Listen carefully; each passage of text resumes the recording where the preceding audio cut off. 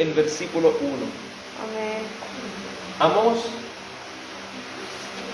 capítulo 9.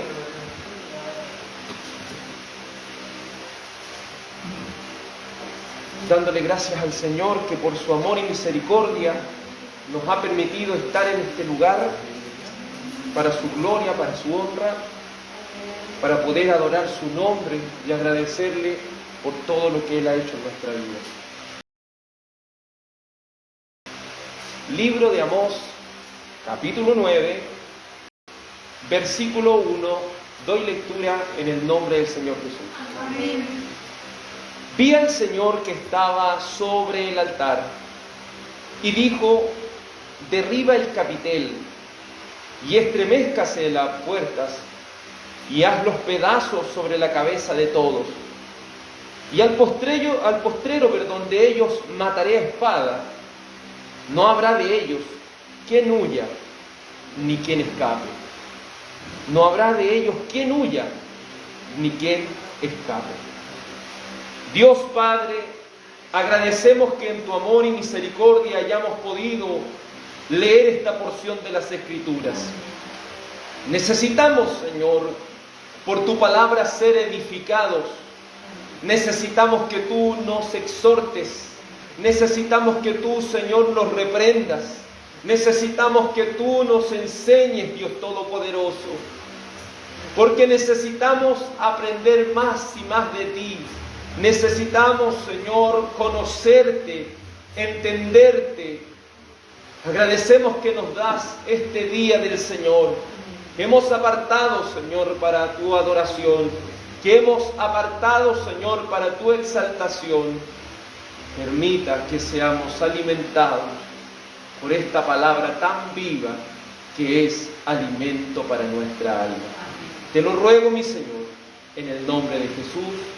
Amén. Favor de tomar asiento. Ya hemos llegado, por la misericordia del Señor, como lo decíamos al principio, al último capítulo de Amós. Hemos estado aproximadamente, contando hoy, 25 días domingo estudiando el libro de Amós de manera expositiva, versículo a versículo. Eso equivale exactamente a casi 6 meses que hemos estado focalizados en este libro de Amós. Y por mi parte, he visto en el libro de Amós y he quedado muy encariñado con este libro. Me ha gustado mucho porque he podido, por medio de la gracia del Señor, conocer más a nuestro Señor, y creo que ustedes también lo han podido conocer. Parte diciendo este profeta Amós: vi al Señor. Y como nos hemos dado cuenta que anteriormente, cada vez que el profeta pudo ver algo, estaba hablando de las 5 últimas visiones con las cuales reprendería a este pueblo de Israel. Siendo la primera de ellas en el capítulo 7, que era la visión de las langostas. La segunda visión, la visión del fuego. La tercera visión, la visión de la plomada. La cuarta visión, la visión de la fruta madura. Y el capítulo 9 se focaliza en la última visión. Y esta visión es la visión del Señor. Es la visión del mismo Señor. El profeta dice: vi al Señor. En primer lugar, debemos reconocer que este vi al Señor no está diciendo el profeta que pudo contemplar al mismo Dios, sino que está hablando de una visión.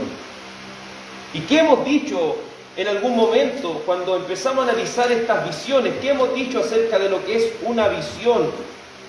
Una visión es aquello que Dios muestra de forma sobrenatural a los ojos corporales de los profetas y apóstoles de la época bíblica. Es decir, ellos estaban despiertos y de pronto venía una visión sobrenatural que ellos podían contemplar lo que el Señor les estaba diciendo.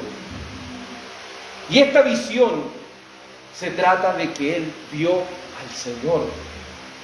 El artífice de todo esto iba a ser el mismo Señor. ¿Por qué podemos llegar a esa conclusión? Porque obviamente las Escrituras en San Juan 1:18 San Juan 1:18 nos muestran con claridad. Juan 1:18 dice la Escritura,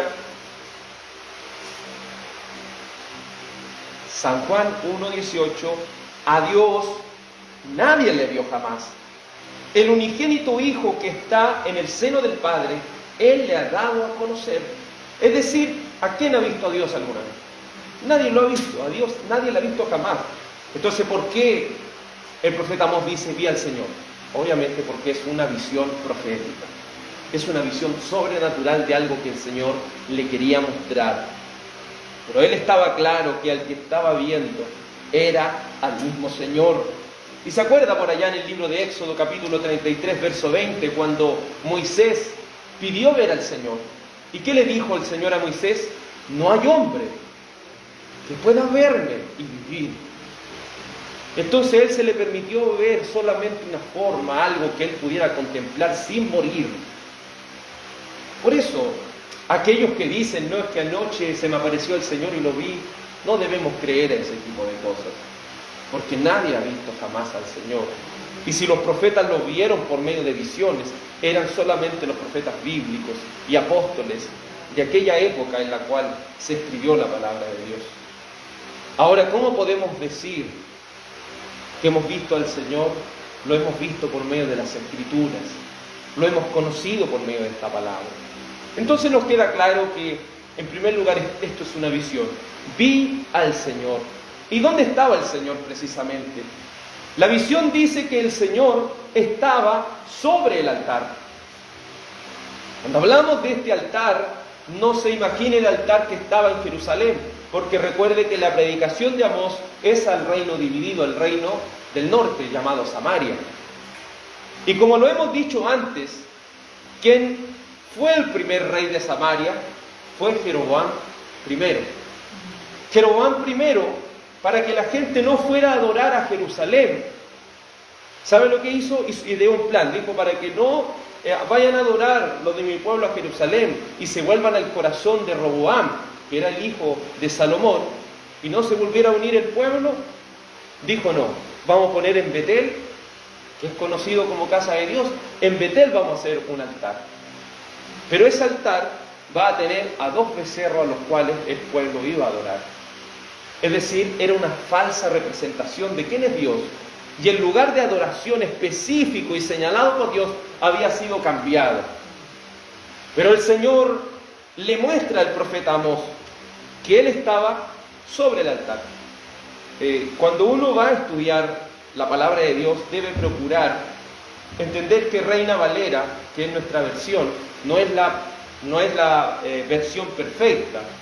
La escritura, ¿cierto?, está en el original, esa es la revelación perfecta. Entonces, cuando analizamos en diferentes versiones de la Biblia y vamos a este texto, Reina Valera dice que estaba sobre el altar, es decir, que está encima del altar. Pero la mayoría de las versiones concuerdan de que estaba al lado.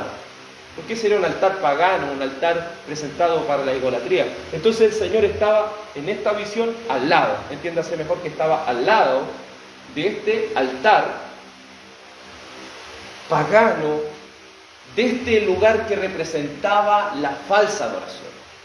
Por eso, si pudiéramos ponerle un título, sería el juicio sobre la falsa adoración. El juicio sobre la falsa adoración. Y está Dios ahí en esta visión, junto y al lado de este altar. Y profiere o dice unas palabras y dijo, derriba el capitel y estremézcase las puertas y haz los pedazos sobre la cabeza de todos. Es decir, comienza en esta quinta visión un juicio. Y un juicio, como lo hemos dicho, sobre la falsa adoración, sobre aquella adoración que los hombres querían hacer a su manera. Y hoy en día podemos seguir viendo que esto es así. La gente dice servir a Dios a su manera, a su modo. Y eso es lo que hizo Jeroboam. Planteó un Dios a la manera de ellos, bajo sus propias condiciones, bajo sus propios términos. pero el Señor estaba al lado de ese lugar de adoración y estaba diciendo, derriba. Estaba ordenando Dios como aquel jefe que está esperando en un lugar y mandando a la gente a demoler un edificio o un tipo de construcción. El Señor dice a esta falsa adoración, derriben el capitel.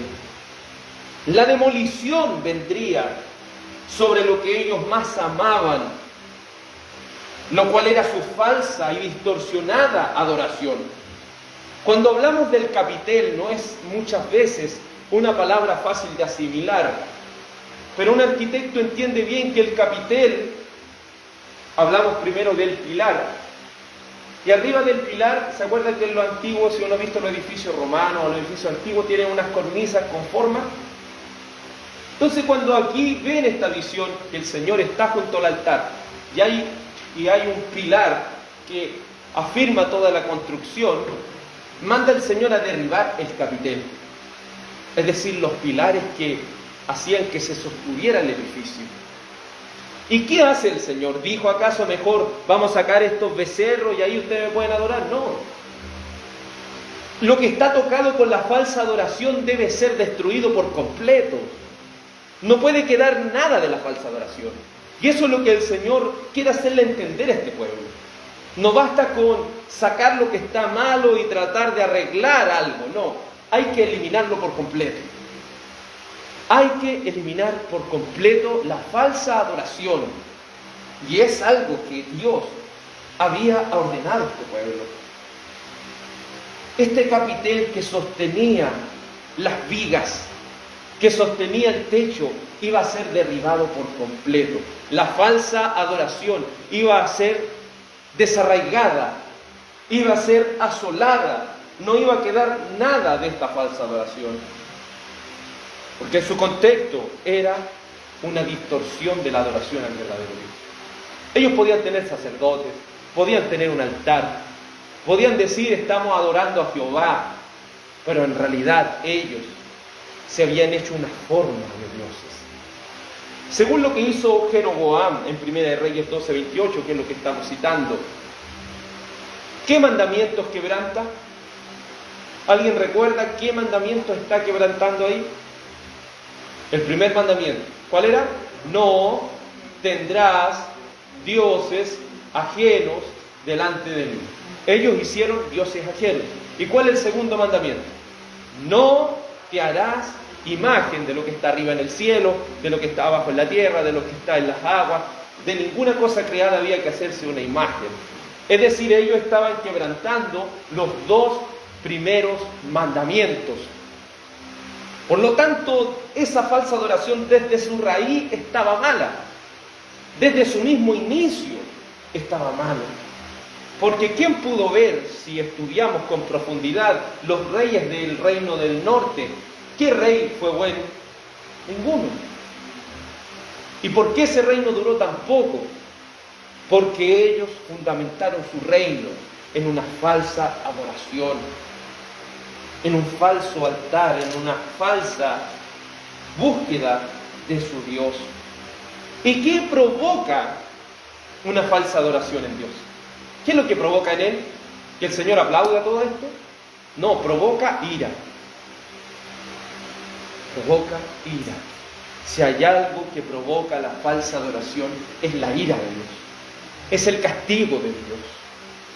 Veamos lo que dice Éxodo capítulo 32. Éxodo capítulo 32.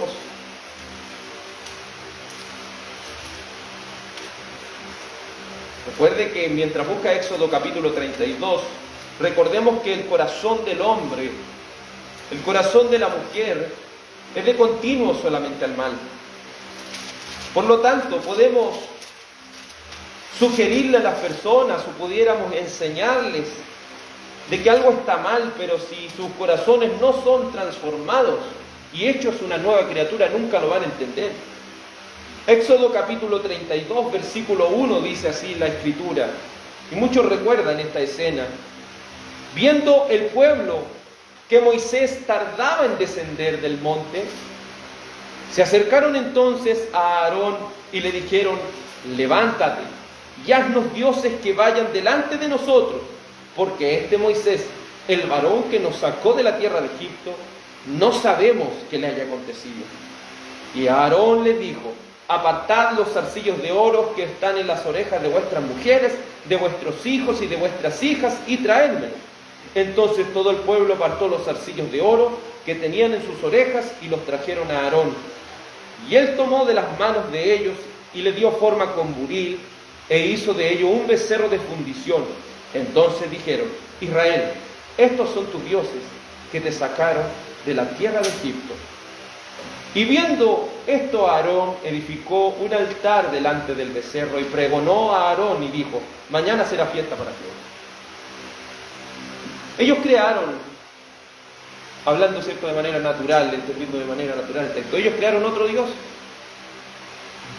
Naturalmente no, porque ellos dijeron: si este es el Señor, este es el que nos sacó de Egipto.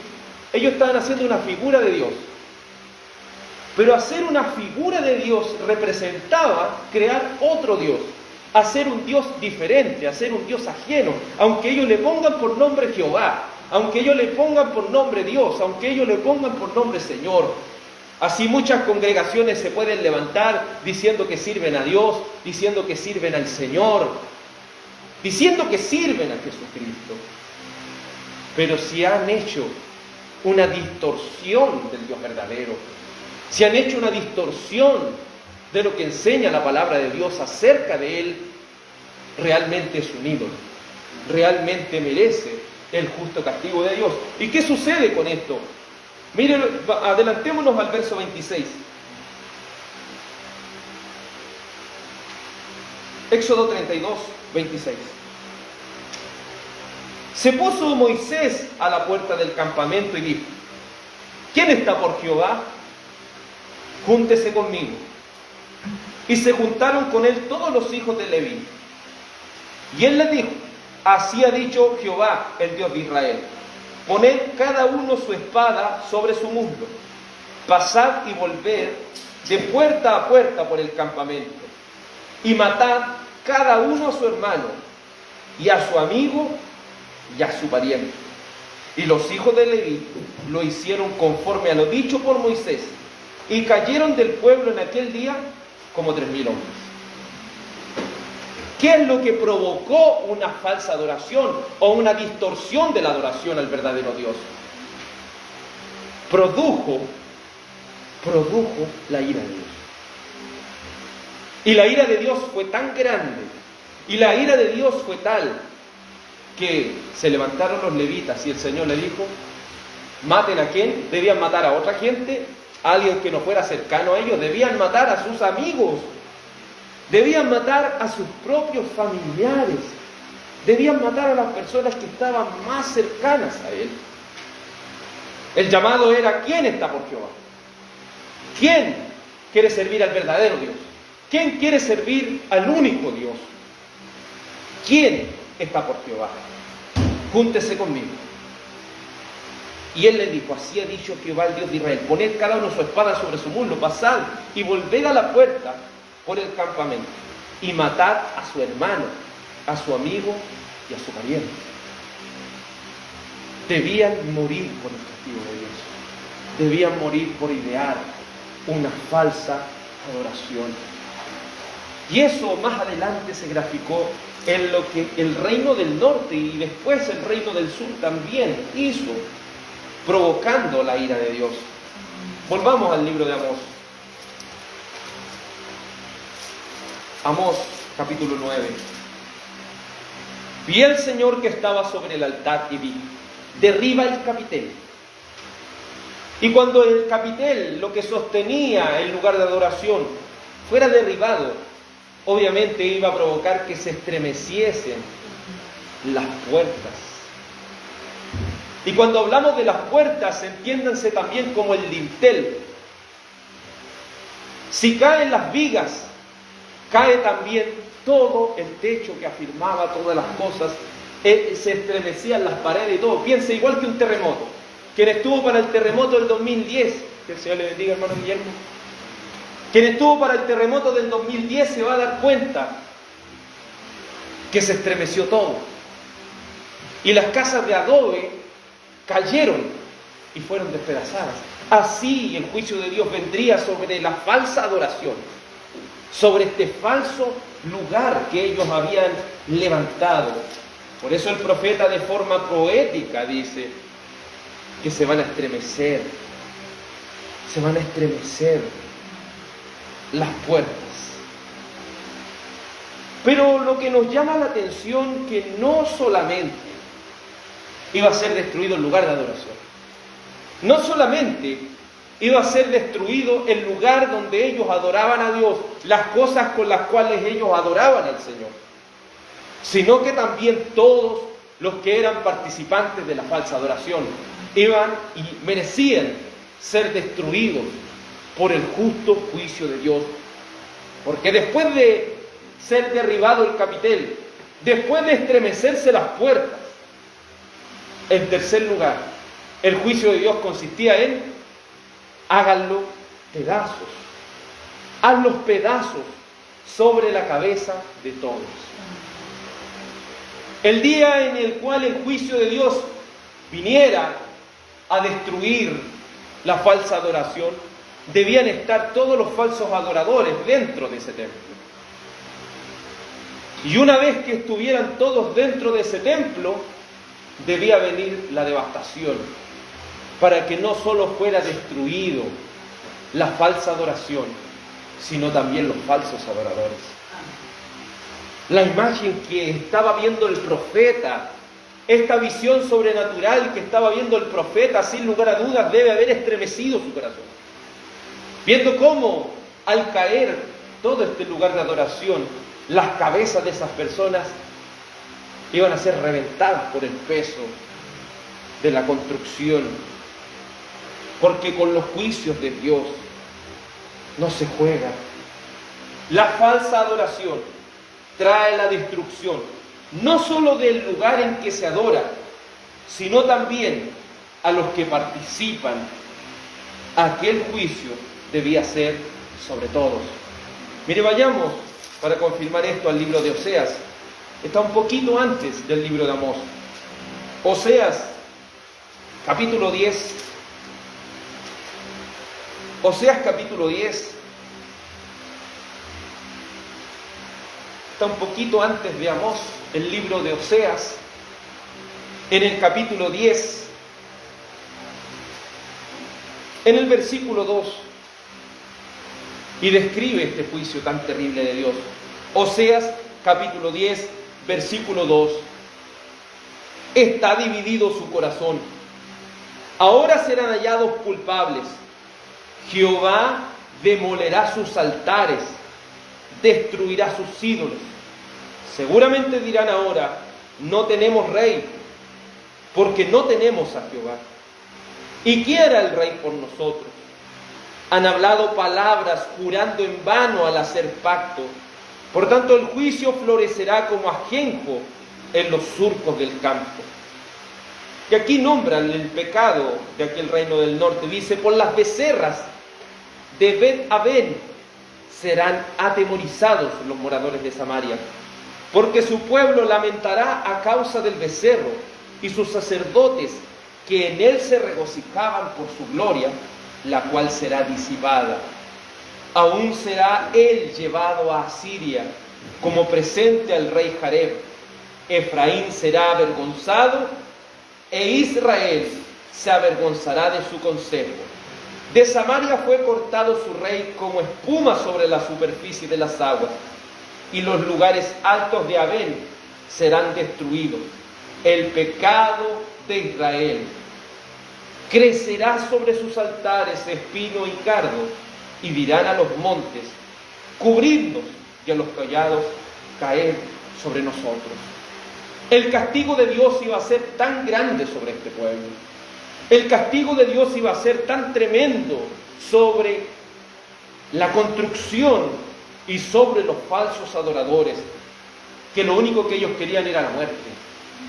Por eso le decían que cayeran los montes sobre ellos. Por eso decían que todas estas cosas cayeran sobre ellos, porque querían morir.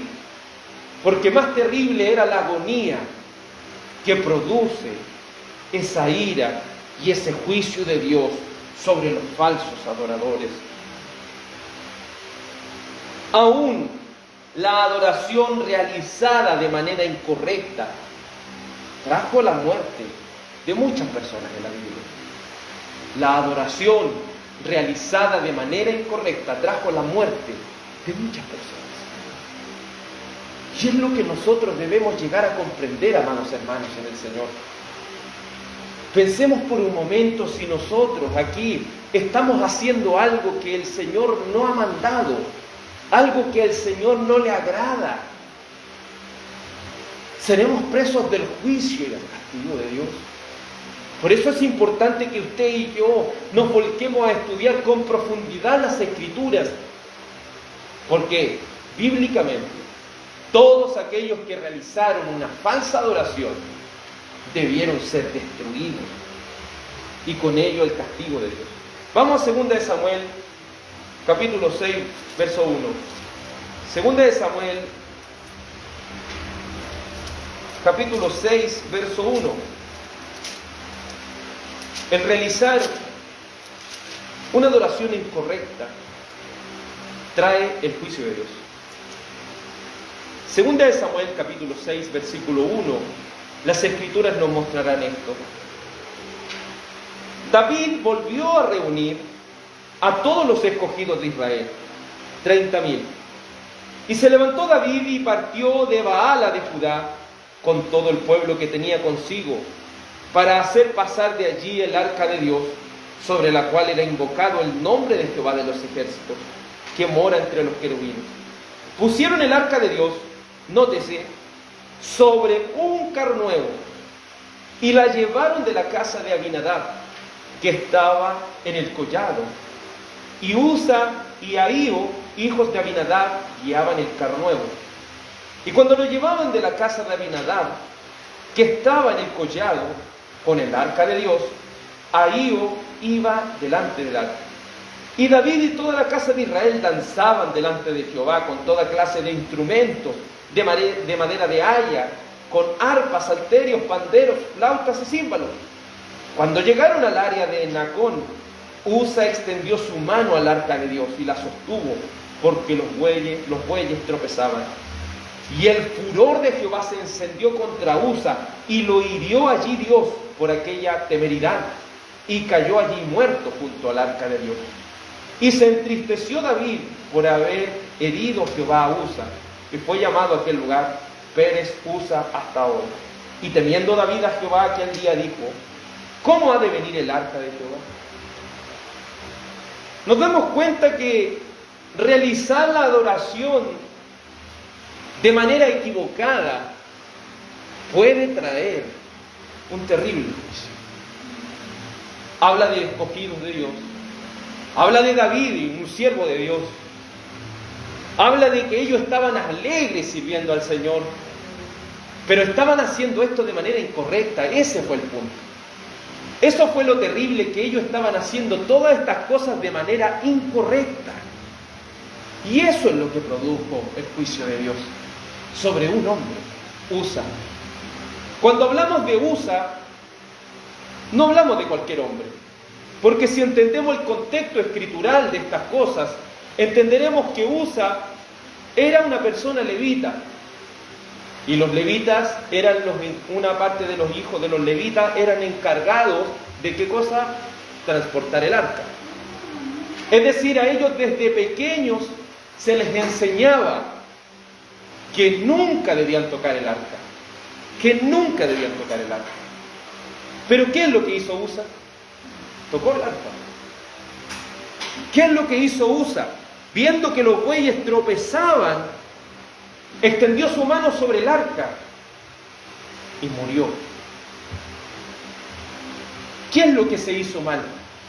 Para aquellos que han ido estudiando la palabra de Dios y nos han ido acompañando en la lectura verso a verso de la Biblia, nos damos cuenta que en el Antiguo Testamento la adoración se realizaba de manera tan precisa y correcta que el Señor había dicho a los levitas: lleven el arca en sus hombros.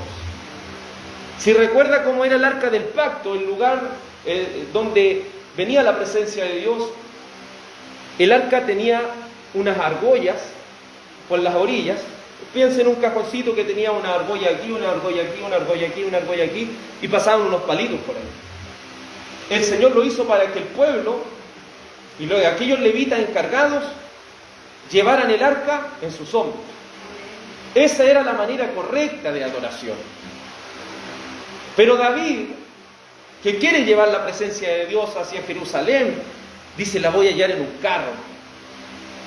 Porque uno como ser humano a veces quiere simplificar más las cosas, dice: pero si mejor lo hacemos de esta manera.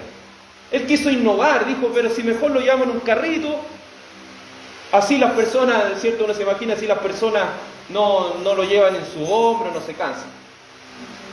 Pero el contexto nos dice otra cosa. David ni siquiera había preguntado al Señor cómo debían llevar el arca. Él la llevó como él pensó, ¿no?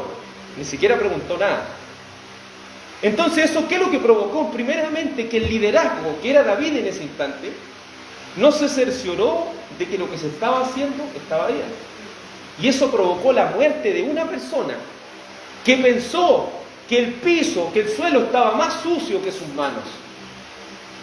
Porque eso es lo que Usa pensó. Si cae a la tierra el arca, eso es el peor pecado, porque cayó a la tierra. No.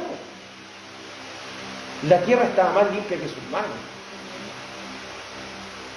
Porque no era digno ningún ser humano de tocar el arca de Dios. ¿Se fija cómo no considerar algo de la Escritura pudo llevar a la muerte de una persona? Y fue tanto el temor que vino sobre David, que se hizo la pregunta al final: ¿cómo debo llevar el arca? Y esa pregunta, ¿cómo era? Era al principio. Por eso nosotros, antes de hacer las cosas, debemos preguntarnos antes, no debemos después que pasa las cosas. Pero a veces, como buen chileno, no entendemos hasta que nos pasa. Y vamos a prueba y error, y eso ¿qué va trayendo en nosotros?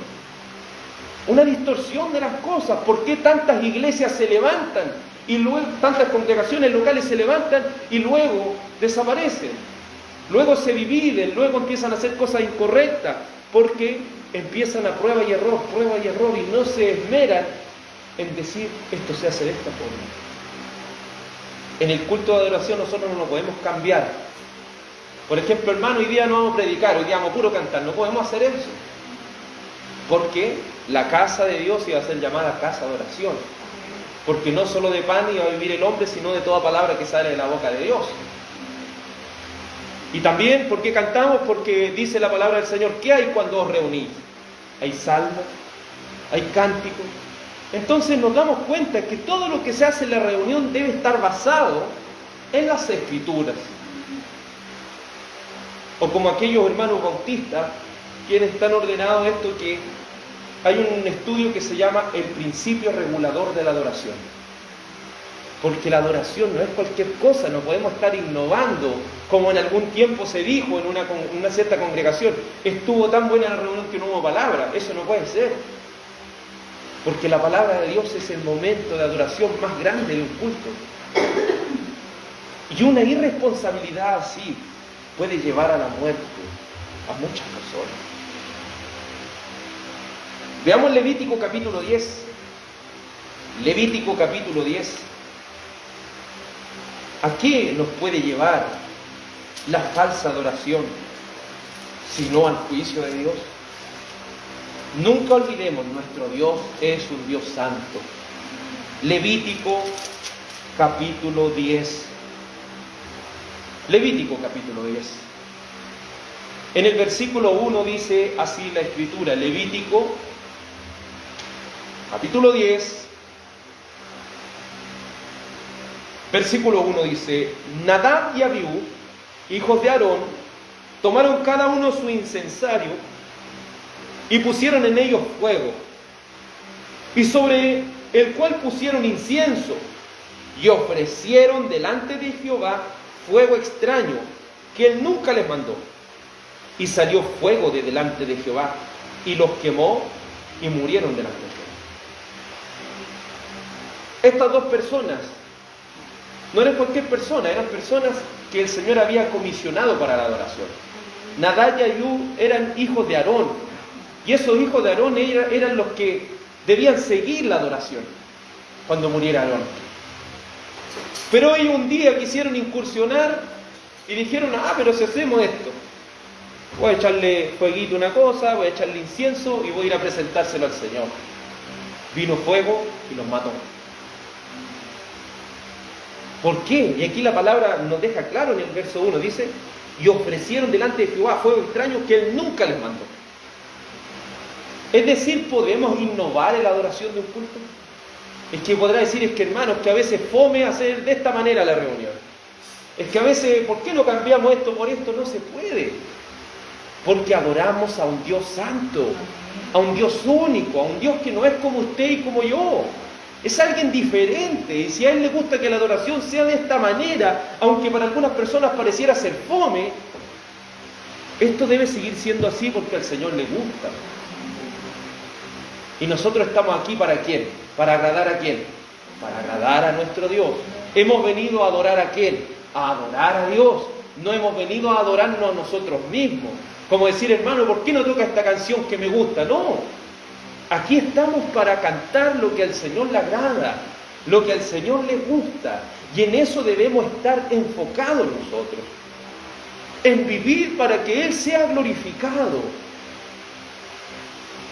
Pero Amós ve cómo todas aquellas personas que estaban en la falsa adoración debían morir bajo el juicio tremendo de nuestro Dios.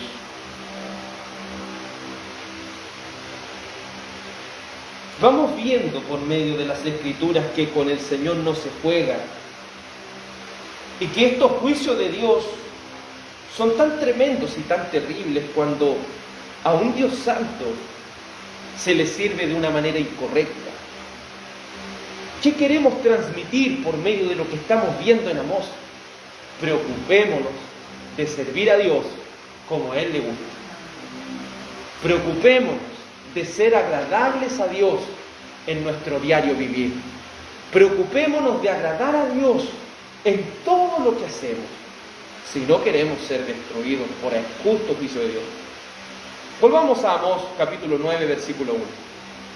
Vi al Señor que estaba sobre el altar y dijo, derriba el capitel, estremezcanse las puertas, haz los pedazos sobre la cabeza de todos, y al postrero de ellos mataré a espada.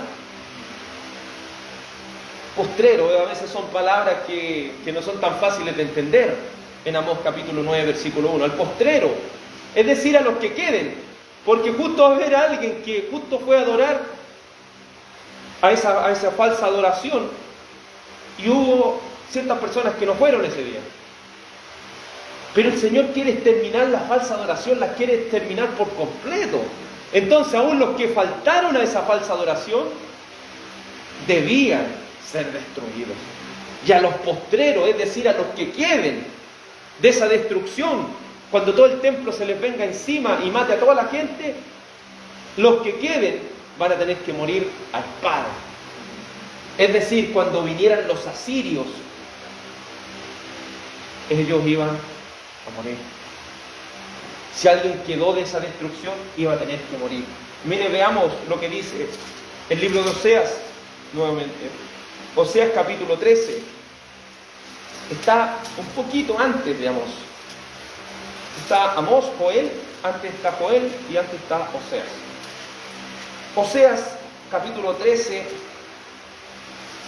versículo 16.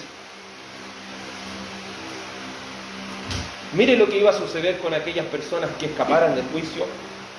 Oseas 13, 16. Samaria será asolada, porque se rebeló contra su Dios. Caerán a espada, sus niños serán estrellados, y sus mujeres embarazadas serán abiertas.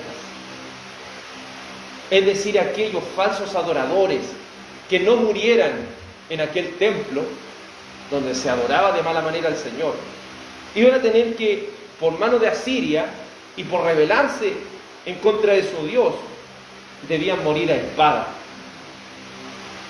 ¿Y qué debía suceder con los niños chiquititos? Pescaban a los niños chicos y la azotaban en la pared. ¿Y qué tenía que pasar con las mujeres que están embarazadas? Tenían que abrirla y sacarle los bebés. Imagínense el juicio tan tremendo. De alguna manera debemos, como se dice actualmente, debemos hacer clic y pensar, con Dios no se juega, con el Señor no se juega. Yo no puedo servir al Señor de cualquier manera. Debemos esmerarnos cada día en servir al Señor de mejor manera. Porque Él no se merece las obras de nuestro tiempo, Él se merece lo mejor. Él no se merece las obras de nuestra adoración, sino que se merece lo mejor que tengamos. Y no solamente lo mejor que nosotros creamos, lo mejor de lo que Él pide. Porque recuerda Caín y Abel. Caín no llevó cualquier cosa, igual llevó lo mejor, pero no llevó lo que el Señor pedía. Si esa es la importancia. Es como que digamos que estamos enamorados de alguien, pero no sepamos lo que a esa persona le gusta. Entonces le llevamos algo que quizás no le gusta o quizás no le interesa. Es lo mismo tener una relación con Dios. No podemos llevarle algo que a Él no le gusta, no podemos darle algo que a Él no le gusta. Debemos darle lo que Él quiere, lo que Él sí quiere recibir de nosotros. Porque eso es mostrar el amor hacia Dios. Y no podemos amar a alguien a quien no conocemos. Por eso es necesario que cada domingo, cada día del Señor, estemos estudiando las Escrituras. Por eso es necesario que estemos leyendo nuestra Biblia constantemente, porque es la única manera en la cual podamos conocer a Dios, para poder amarle. Para poder amar a alguien hay que conocerlo. Como podemos decirlo humanamente, con sus mañas, conocerlos con las cosas quizás extrañas que alguien pueda querer, pero el Señor es diferente. Y a Él le gustan cosas que a nosotros a veces quizás no nos gustan. Pero por amor a Él, lo hacemos. Por amor a Él, lo hacemos. El Señor quiere dejar en claro, en la última parte del libro de Amós, capítulo 9, versículo 1, en la última parte del versículo 1, quiere dejar en claro qué va a suceder con el lugar de adoración en el cual se están haciendo mal las cosas, y quiere que usted y yo sepamos qué va a pasar con los malos adoradores, con los adoradores que quieren incursionar en cosas nuevas, con los adoradores que quieren hacer cosas que el Señor jamás ha pedido. Mire lo que termina diciendo: no habrá de ellos quien huya ni quien escape. Cuando los juicios de Dios vienen, no hay escapatoria. No hay escapatoria, no hay quien pueda ocultarse de Dios. No hay quien pueda pretender huir o resistir este juicio de Dios. Porque cuando el juicio de Dios viene, no habrá quien huya y no habrá quien escape.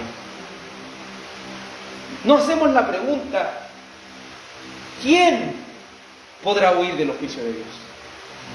¿Quién podrá huir de esos juicios si no hay quien escape y no hay quien pueda huir? Hace un doble énfasis el profeta. ¿Quién podrá sostenerse en pie cuando sus juicios se manifiesten? Vamos al Salmo 2, para que nos quede claro esto. Salmo capítulo 2.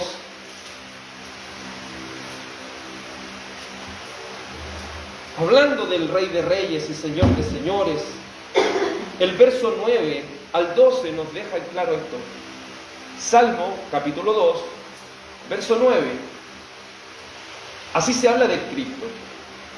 Los quebrantarás con vara de hierro. Como vasija de alfarero, los desmenuzarás. No sé si alguna vez su papá o alguien alguna vez le pegó con una varilla o con una correa. Dolía. Pero aquí la vara que el Señor utiliza, obviamente de manera metafórica, el salmista dice, con vara de hierro. Es decir, el azote que iban a recibir iba a ser un azote más doloroso que una varilla de mimbre. Más doloroso si nos pegaran con la villa el cinturón. Es una vara de hierro. ¿Y cómo iba a ser esa destrucción? Como una vasija de alfarero.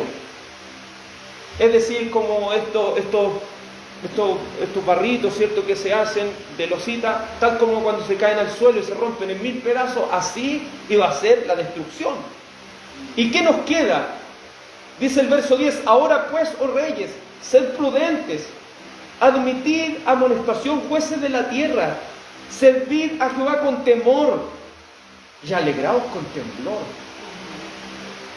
Cuando servimos a un Dios santo, servimos a un Dios al cual hay que tenerle temor y al cual hay que servirle con temblor. Pero hay personas así que se acercan a veces a Dios, se acercan a Él como cualquier cosa. Oye Dios, dame esto, oye Dios, dame esto otro. No. Cuando vamos ante el Señor, vamos con respeto, vamos con humildad, vamos con humillación delante de Él. No vamos de cualquier manera delante de nuestro Dios, sino vamos delante de Él con temor y con temblor. Pero usted dice, pero la palabra del Señor dice, no temáis. Sí, pero no teman a los que matan el cuerpo. No teman, ¿cierto?, las cosas de este mundo. Pero la palabra siempre dice que debemos servir al Señor con temor y temblor. ¿Qué dice el libro de Habacuc? Oí tu palabra y temí. ¿Qué dijo el salmista? Lo que hemos dicho los últimos domingos. De tus juicios tengo miedo. Entonces entendamos una cosa, al Señor no se le adora como nosotros queremos, se le adora como Él quiere. Si queremos hacer algo en nuestra vida, porque recuerde que nuestra vida es una vida de adoración. La adoración no solamente la realizamos aquí, nuestra vida es una vida de adoración. Aun cuando estamos trabajando, estamos adorando. Usted dice, ¿pero cómo? Porque el Señor nos manda a ser los mejores trabajadores. Porque debemos trabajar como para el Señor. Como hijos, ¿cómo debemos ser los mejores hijos? Porque la palabra dice que debemos honrar a nuestro Padre y a nuestra Madre. Y nuestro Padre celestial es el mayor Padre que nosotros tenemos. Por lo tanto, debemos servir a nuestros padres también de tal manera, como honrarlos. Y así sucesivamente debemos ir comprendiendo cada uno de nosotros que nuestra vida es una vida de adoración. ¿Y cómo está siendo nuestra vida de adoración delante de Dios? Verso 12, viene una advertencia, dice, honrad al Hijo para que no se enoje y perezcáis en el camino, pues inflama de pronto su ira. Honren al Hijo para que no se enoje. Respétenlo. Eso significa honrar, respétenlo. Háganle reverencia al Señor, porque Él no es cualquiera. Y a veces siempre se pinta al Señor Jesucristo como alguien así, como tan amistoso, como alguien que quizás no le hace daño a nadie, como alguien así que alguien le puede pegar y Él sigue adelante. Pero Él, cuando pasó eso, Él vino con un propósito, y era pagar nuestra culpa. Pero cuando Él venga por segunda vez, que es lo que trata este capítulo 2, Él no va a venir para que le peguen ni para que lo escupan. Él va a venir a inspirar respeto. Él va a venir a ser respetado, quiera la gente o no lo quiera, va a tener que humillarse delante de Él. Servir a Dios no es cualquier cosa. Y no mire al Señor Jesucristo como alguien tan pasivo. Mire lo que dice aquí. Honren al Hijo, para que no se enoje. ¿Quién le gustaría ver al Señor Jesucristo enojado? ¿Se acuerda cuando vio la falsa adoración Él en el templo y estaba enojado? Lo que hizo, empezó a dar vuelta a las mesas, empezó a botar las plata a los cambistas y los reprendió a todos y les dijo, ¿por qué han hecho de la casa de Dios una cueva de ladrones? El Señor se enojó. Y eso que ahí Él estaba como hombre. Imagínese un enojo de Dios mismo, de Jesucristo ya en su naturaleza de Dios. Destrucción. Honren al Hijo para que no se enoje y perezcáis en el camino. En tu senda vas a ser destruido. La ira de Dios se inflama de pronto. Y eso usted lo puede ver en el libro Apocalipsis, cuando toda la gente se reúne en la última batalla, cuando el diablo los reúne a todos. Sale el Señor, dice una palabra y mueres todo al tiro. Porque la ira de Dios es así, se inflama de pronto y despedaza el juicio a todos los que no se quieren humillar delante de Él. Jeremías 11:11. Jeremías capítulo 11, versículo 11.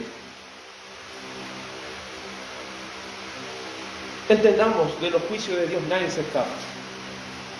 No se escapó ni aún su propio hijo. Piense que no escatimó ni a su propio hijo, sino que lo entregó para padecimiento. Jeremías capítulo 11, versículo 11 dice: por tanto, así ha dicho Jehová: he aquí yo traigo sobre ellos mal, del cual no podrán salir, y clamarán a mí, y no los oiré.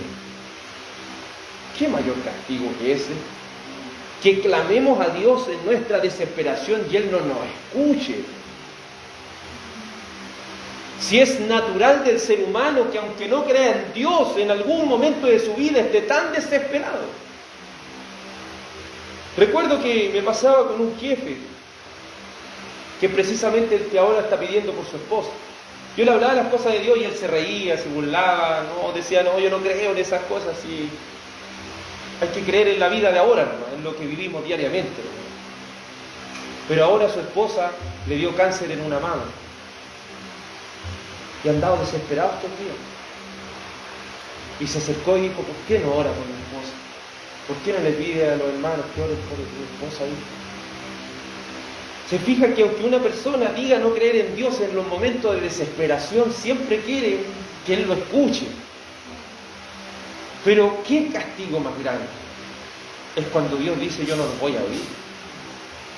Yo no los voy a oír. Ustedes van a orar a mí y yo no voy a oírlos.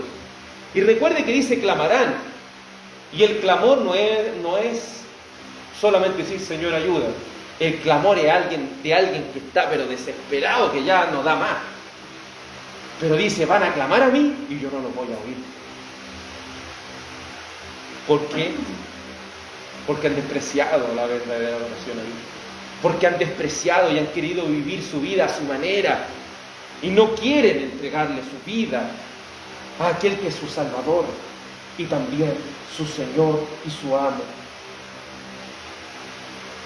Pero al contemplar esto, porque obviamente tiene su enfoque en Samaria, en el reino del norte, y como tenemos los antecedentes bíblicos, vino esta mano de Dios por mano de Asiria, el Señor cumplió tal lo que dijo Amós.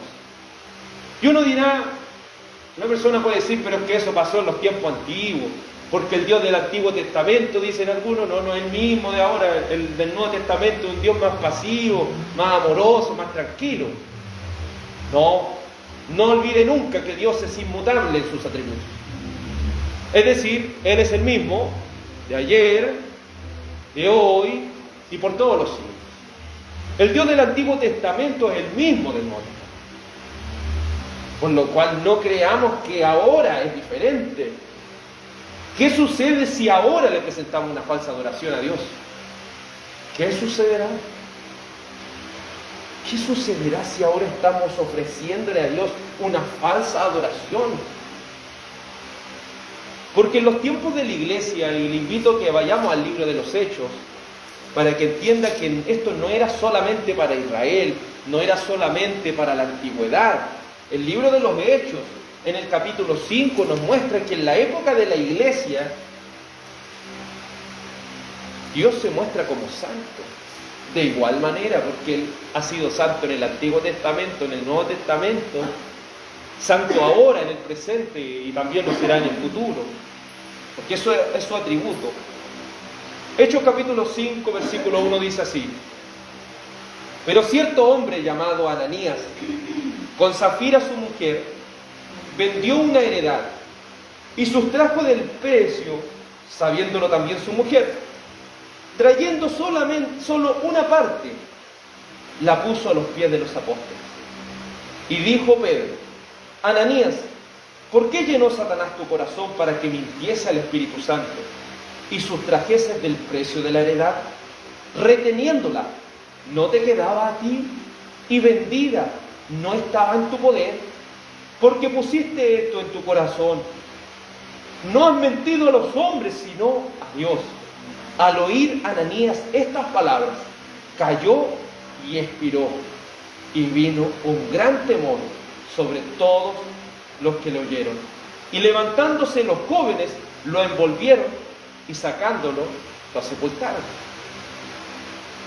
Pasando un lapso como de 3 horas, sucedió que entró su mujer, no sabiendo lo que había acontecido. Entonces Pedro le dijo: dime, ¿vendisteis en tanto la heredad? Y ella dijo: sí, en tanto. Y Pedro le dijo: ¿por qué convinisteis en tentar al Espíritu del Señor? He aquí a la puerta de los pies de los que han sepultado a tu marido, y te sacarán a ti. Al instante ella cayó a los pies de él y expiró. Y cuando entraron los jóvenes, la hallaron muerta, y la sacaron y la sepultaron junto a su marido. Y vino gran temor sobre toda la iglesia y sobre todos los que oyeron estas cosas. Esto es la época de la iglesia, si lo podemos decir así. El Dios del Antiguo Testamento, el mismo del Nuevo Testamento. Siempre el dar en las cosas de Dios ha sido voluntario. Recuerde que aquí le dice el Señor, Pedro aquí le dice a Ananías: si tú te hubieras dejado esta plata, no te hubiera pasado nada, si era tuya. Pero por cuanto conviniste en decir que solamente le vamos a dar una parte, pero vamos a decir que nos le dimos todo. Entonces ellos querían quedar ahí. Mira lo espiritual que son estos hermanos. Son tan espirituales que ellos vendieron unos terrenos que tenían y los dieron todo para el Señor.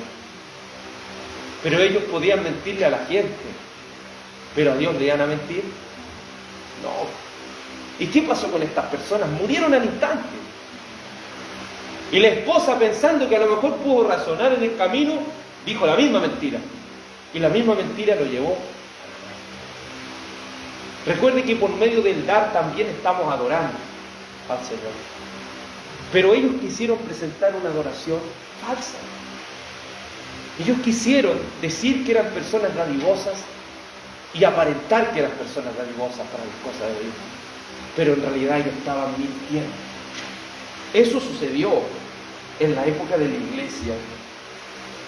Y también en el libro de los Hechos, en el capítulo 8, nos muestra otro caso, para que entendamos que el Dios Santo del Antiguo Testamento es el mismo Dios Santo de ahora.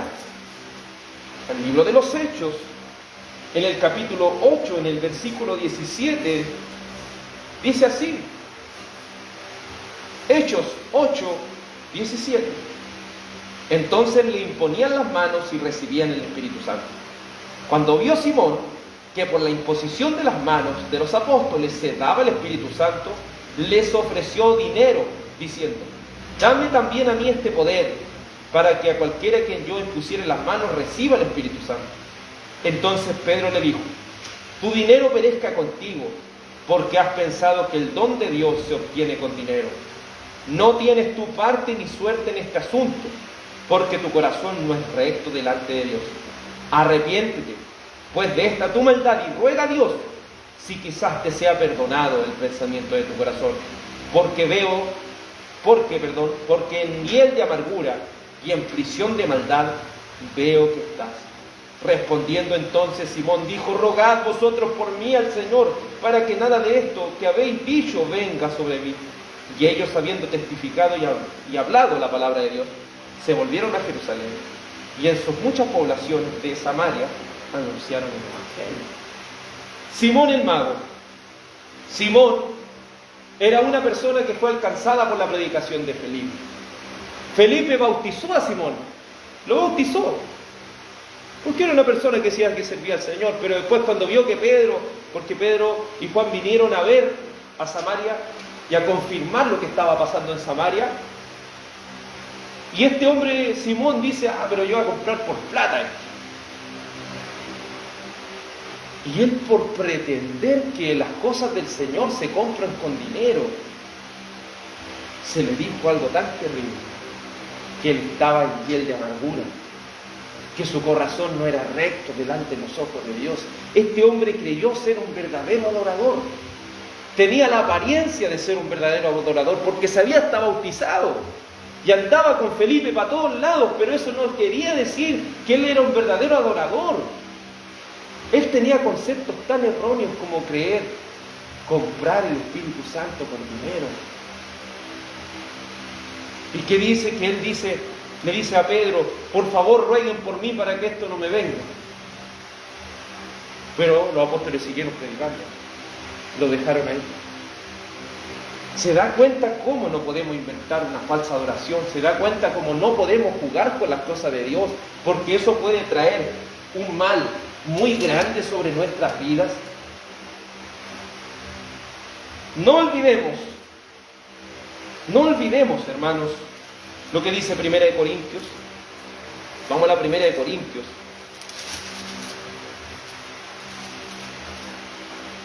En el capítulo 11. 1 Corintios capítulo 11. Versículo 27. Usted sabe que se hace la Santa Cena. Y en alguna iglesia piensan que la Santa Cena es cualquier cosa, que cualquier persona puede venir y tomar de este pan y tomar de este vino, y que cualquier persona puede hacerlo. Pero mire lo que dice 1 Corintios 11, 27. De manera que cualquiera que comiere este pan o bebiere esta copa del Señor indignamente, será culpado del cuerpo y de la sangre del Señor. Por tanto, pruébese cada uno a sí mismo, y coma así el pan y beba de la copa. Porque el que come y bebe indignamente sin discernir el cuerpo del Señor, juicio come y bebe para sí. Mire lo que dice el verso 30. Por lo cual hay muchos enfermos y debilitados entre vosotros, y muchos duermen. ¿Qué significa dormir en la Biblia? ¿Significa que estaban durmiendo en la casa? ¿Significa que fallecieron? Por eso una vez se ve, mira, los hermanos están tomando el pan, están tomando el vino, voy a acercarme, yo nomás voy a tomarlo, voy a comer indignamente, sin discernir que lo que estoy haciendo es una representación de comer del cuerpo del Señor y de la sangre del Señor. Es contemplar ahí lo que el Señor hizo por nosotros, es contemplar el nuevo pacto en su sangre. Pero muchos que se acercaron, como los corintios, ¿saben lo que hicieron ellos? Compartieron ellos la Santa Cena, pero la gente empezó a tomar, a embriagarse, empezó a comer harta comida, incluso hay gente que no comió y llegó a comer ahí, no discerniendo que esto era algo sagrado. ¿Y qué pasó con ellos? Se enfermaron, otros se debilitaron y otros hasta murieron por no discernir las cosas del Señor, por creer que estas cosas son cualquiera. Dios es santo. El Señor a quien usted y yo servimos es un Dios santo y no tendrá por inocente al culpable.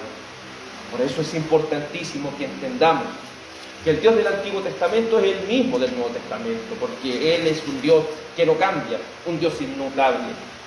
Apocalipsis capítulo 6, versículo 15.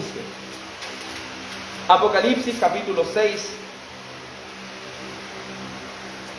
versículo 15.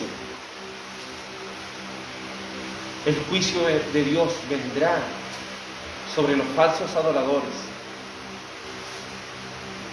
Y será tanto el terror, del cual dice Apocalipsis capítulo 6, versículo 15, y los reyes de la tierra, y los grandes, los ricos, los capitanes, los poderosos y todo siervo, todo libre, se escondieron en las cuevas y entre las peñas de los montes, y decían a los montes y a las peñas: caed sobre nosotros y escondernos del rostro de aquel que está sentado sobre el trono y de la ira del Cordero, porque el gran día de su ira ha llegado, ¿y quién podrá sostenerse en pie?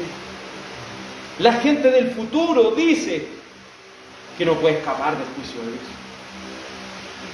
¿Quién podrá escapar del juicio de Dios? Aquí está hablando de los capitanes, de los reyes de la tierra, está hablando de gente con mucho dinero y quizás con la capacidad de tener búnker que los puedan sustentar por hartos años en un momento de juicio. Pero lo que ellos llegaron a entender cuando se manifestó el juicio de Dios es: ¿por qué todas estas cosas no nos aplastan y nos matan? ¿Por qué? ¿Quién puede sostenerse ante la ira del Señor? ¿Quién podrá permanecer en pie cuando el juicio de Dios venga sobre los impíos y pecadores? ¿Quién podrá sostenerse en pie?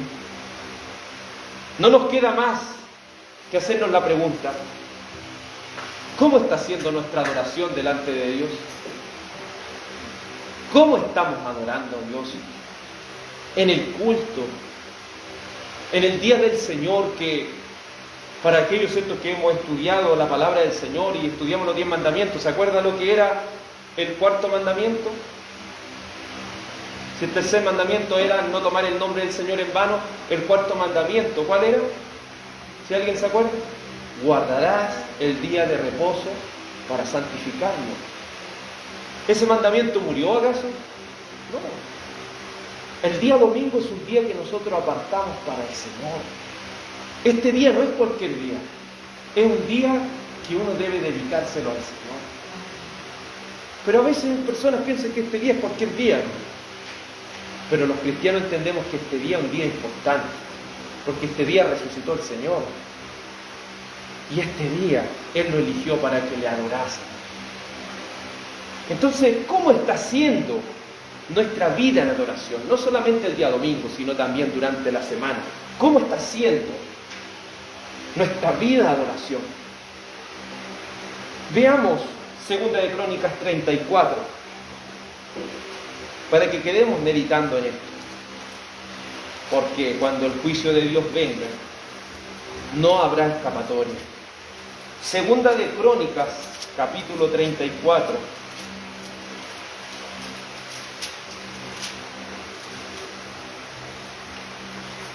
Segunda de Crónicas, capítulo 34, versículo 14. Segunda de Crónicas, capítulo 34, versículo 14, dice así la Escritura.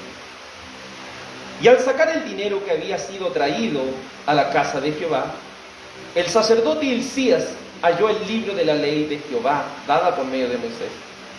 Y dando cuenta Hilcías, dijo al escriba Safán: yo he hallado el libro de la ley en la casa de Jehová. Y dijo Hilcías y dio Hilcías el libro a Safán. Y Safán lo llevó al rey y le contó el asunto diciendo: tus siervos han cumplido todo lo que les fue encomendado. Han reunido el dinero que se halló en la casa de Jehová y lo han entregado en manos de los encargados y en manos de los que hacen la obra. Además de esto, declaró el escriba Safán al rey, diciendo: el sacerdote Hilcías me dio un libro, y leyó Safán en él delante del rey.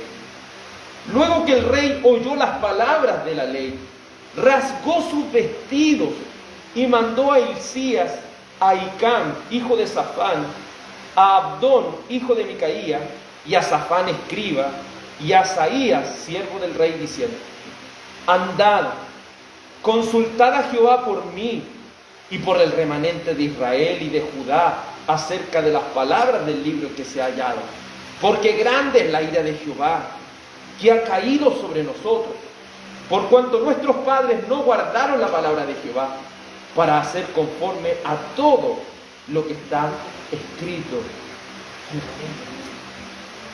Cuando Josías entiende lo que se trata, la verdadera adoración, se dio cuenta que estaban haciendo todo mal. Y lo único que pidió, misericordia. Lo único que pidió es: consulten al Señor. Consulten al Señor. Porque nuestros padres no han andado rectamente en los mandamientos del Señor. Consultemos al Señor cómo ha sido nuestra vida de adoración. Consultemos al Señor cómo está siendo nuestra vida de adoración. Y la respuesta, ¿dónde la vamos a hallar? En la Escritura. Si debemos ser como Cristo, debemos ser como nuestro Señor.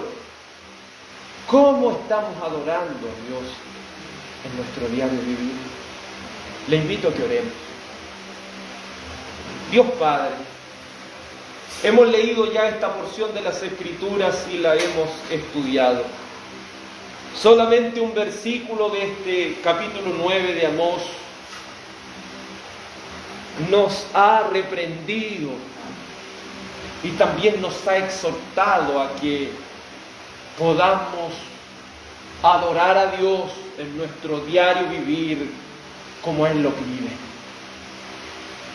Señor, reconocemos nuestros pecados delante de Ti y que muchas veces, Señor, estamos lejos de adorarte como Tú te lo mereces.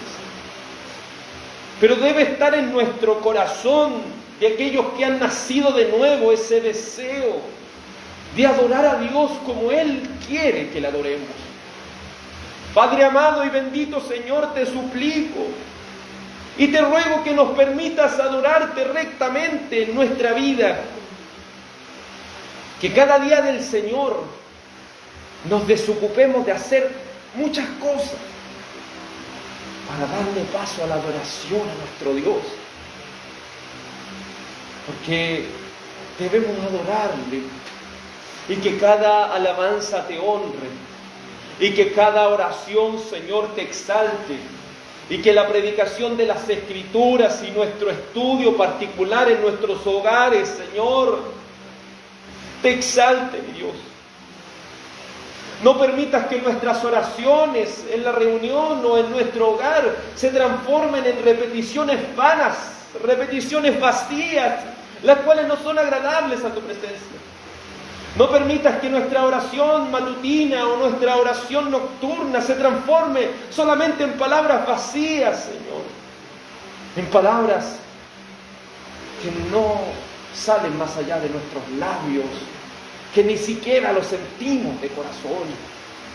Padre mío, ten misericordia de nosotros, porque ninguno de los que adora falsamente al Señor escapará de tus juicios.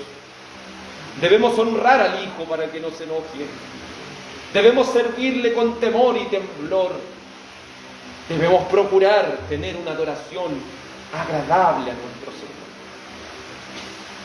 Que el temor a Dios pueda invadir nuestros corazones y llenar nuestros corazones de temor, para que podamos servir a Dios como corresponde.